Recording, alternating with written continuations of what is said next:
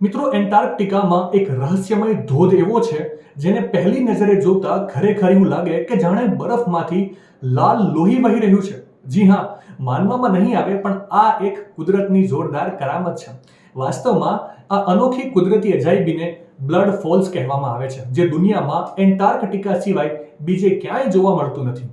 આ ઘેરો લાલ રંગ વાસ્તવમાં આયર્નથી ભરપૂર હાઇપરસેલાઇન પાણીનો એક પ્રકાર છે, જે લગભગ 5 મિલિયન વર્ષોથી 400 મીટર જાડા ગ્લેશિયર બરફના સ્તરની નીચે દબાયેલો છે.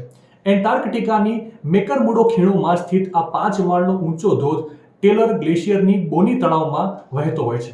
જ્યારે આ ખારું પાણી ટેલર ગ્લેશિયરમાં એક સાંકડી તિરાડમાંથી નીકળતું હોય છે અને ઠંડી હવાના સંપર્કમાં આવે છે, ત્યારે તેમાં રહેલ આયર્નનું ઓક્સિડાઇઝ થાય છે, જે ધોધને ઘેરો લાલ રંગ આપે છે, જે પ્રથમ નજરે જોતા બરફમાંથી લાલ લોહી વહી રહ્યું હોય કંઈક એવું દેખાય છે. છે ને બાકી કુદરતની જોરદાર કરામત?